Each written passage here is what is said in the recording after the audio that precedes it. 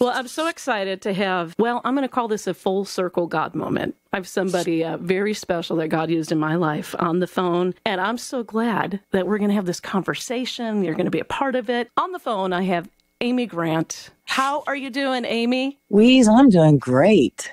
It's good to be alive. Yeah. I'm back at work, loving it.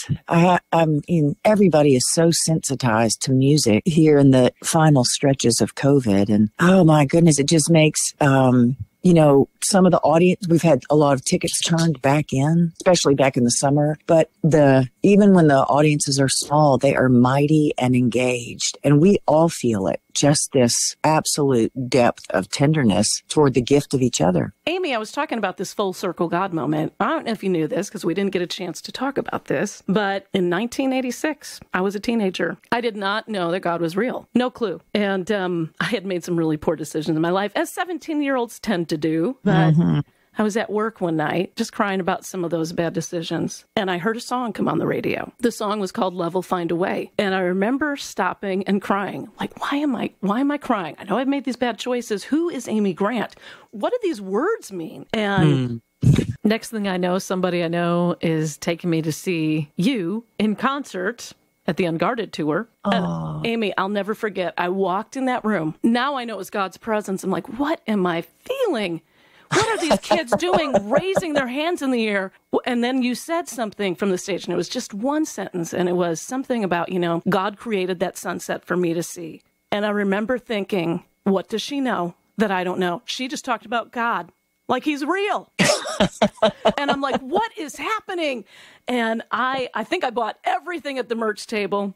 I went home and I remember not knowing, Jesus had died for me. But I said, you know what, God, I don't know what happened in that room, but would you reveal yourself to me? And woo, that was brave. I know, it was totally brave. This is really funny. I went to a public high school. So the next day I was on kind of a secret, covert, undercover mission. And I tried to make friends with people that were wearing Amy Grant shirts because I wanted to know what they knew about this guy. Now, I didn't tell them that.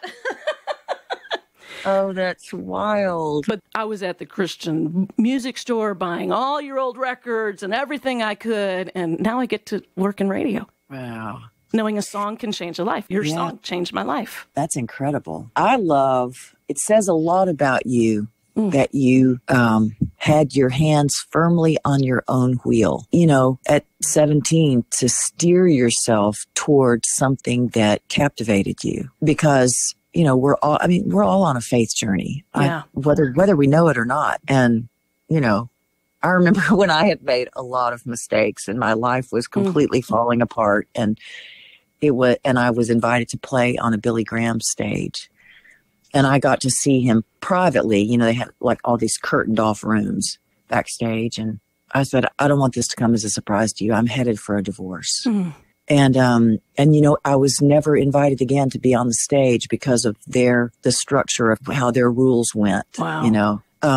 But he gave me a big hug and he said, one of my kids is taking the long way home. It's all good. And it made me look at my kids differently, just with total confidence. God loves everybody the exact same. But that's amazing that you started that conversation in a prayer. Would you show up? Because I don't know, I feel like so many times we're on the cusp of something amazing and life-changing, but we don't take the next step to go, are you there?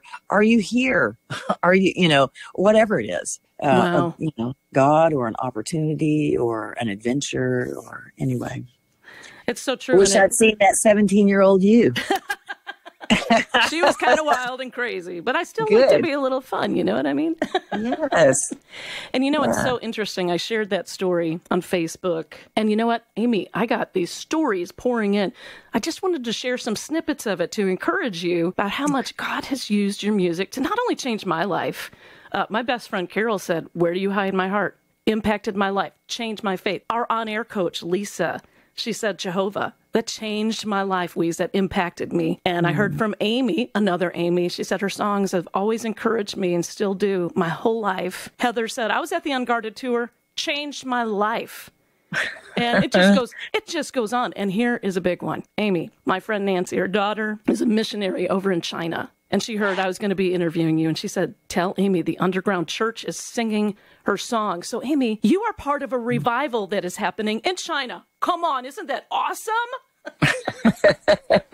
That's so exciting. I would have never known that. Right. So I love everything that's going on with you. In fact, congratulations. I saw that yesterday you were inducted to the Nashville Songwriter Hall of Fame. How did that feel? It felt so beautiful. Yes, there were 10 of us because they couldn't do the 2020 Hall of Fame dinner. Yeah. And you know, my favorite part is hearing everybody's stories. I picked up a guitar the first time when I was this many years old. My grandmother, Toby Keith was honored. Wow. And he said when he was the summer after 6th grade, his mom put him on a Greyhound bus in Oklahoma. And she said, don't get off for 18 stops. Wow. And your grandma will be there. And his grandmother owned a bar that had, a food service bar that had live music. And he said, that changed my life. Wow. And I know, but you just go, you see somebody like Toby, big personality, and I think about him as a little boy, 18 Greyhound bus stops. 18 stops. That's a lot of stops. That's a lot of stops. And to be by yourself on a bus. He said, I could have spent my whole life writing songs about the characters on that bus. So the stories, that's what makes me, I loved the Facebook. Obviously, it melted my heart that they were comments about me, but just anything about somebody's story is always interesting. I'm like, wait, let me go pop some popcorn. I'll be right back. Yes. I love that. You know what? That reminds me, I saw the Jesus Music movie. It was so good. I really encourage everyone to see it because you'll cry just seeing how God has used music and still is. But I was so excited to see, Amy, when you were sharing about this fire. I can't remember what you call it. Oh, Keeping the Fire. Keeping the Fire. I loved it. So how did this Keeping the Fire start? Oh, in the fall of November, it was November of 2016. And a friend of mine is a life coach, and she said, she told me she had 10 women flying to Nashville, like 2 from the West Coast, 1 from the Detroit area. From all over. And she said they all want to experience change, meaningful change in their life. And she said, I'm telling them, in order to experience change, you have to consider doing something differently. You have to risk changing your patterns, because if you don't change something, nothing will change. And she said, so I'm hoping, I would love to do a primitive retreat with these women in November. Oh, that's amazing. 48 hours, yeah. And I said, whoo, like that could be, the weather could go any way. Right. And so, I called her at the end of that 48 hours. It was over a weekend. And I said, how did it go? How did it go? And she said, Amy, half the women are still here. They've changed their flights. I had so much programming. All we needed was the fire. Wow. And then I called her the next night, Monday night. I had just left a rehearsal in downtown Nashville. She said, 3 of us are still here. I promise we'll leave. And I said, no, I want you to tell me, was 48 hours enough? And she said, yes, it was amazing. And I said, will you just stay on the phone with me? Because I feel like I have an idea that I need to reach into my imagination and grab it and pull it into the spoken realm. Wow. I've never said that in my life. Wow. And she said, what are you saying? And I said, why not? Can we create a situation where we invite people to come keep this single fire burning for 48 hours? They think they're doing us a favor, but we're actually giving them an opportunity. And so, and then the next January, 2017, it happened. So, wow. Yeah. So we're about to have our 6th year. Is that right? I guess so. Yeah. 6 years. I love that. That just really is so encouraging. I love that you're doing that. Yeah. I wanted to talk a little bit about the concert this Saturday. What can we expect? Because I know it's like the big 30th anniversary of one of my favorite records, Heart in Motion. Yes. We're doing the most songs off of that record, but we're doing things from, just from the last 40 years. I love it. Yeah. Bunch of stuff from the 80s. And I mean, it's a 25, 26 song set. We have an intermission. Oh, wow. I know. I will tell you this, when we were like pointing toward rehearsals, I called my manager because I just hadn't really sung in so long. And my family, a lot of us had COVID. And then I had open heart surgery. I mean, I just felt like a blob. I felt like a blob. And I said, I don't know if I can do this.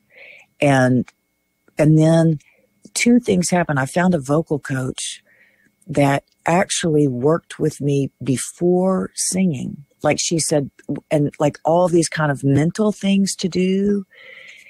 And it was amazing. It had a lot to do with breathing and slowly. And I started swimming.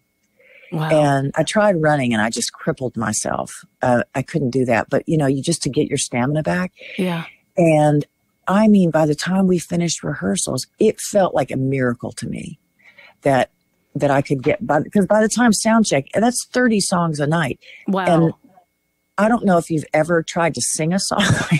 Yeah. It takes some core strength. And so all that to say, we are like top of our game. Well, don't kick me out when I'm singing at the top of my lungs, okay? Come on. Oh my gosh. I'm so grateful for this entire fall season and going into Christmas. It's just been such a gift to get back in shape. Oh, and to be able to sing all these songs that changed me also. They did. They were a lifeline to me first. Yeah, I love that. So I love to do something on my show. I love to, we love to pray. We love to laugh. We love to love. How could friends that are listening right now be praying for you? Oh, man. Thank you. I would just say anything that you pray for yourself, pray that for me. And I love that when you pray for someone else, you've actually prayed twice. You've prayed for them and for yourself. That's so good. And so, yeah, because we're all living. I mean, the things that really matter in life matter to all of us, to live with respect toward ourselves and others, because, it's that fertile ground of respect. Yeah. Out of which every good thing grows. Yeah. So I guess that would just be it. I don't, I'm so engaged in work right now, but when I'm home, I've actually had time to see my family and, oh, good. And that's, So I would just say my name and God, whatever she needs, you see the picture better than she does. Well, Amy, thanks so much for joining us. Thank you.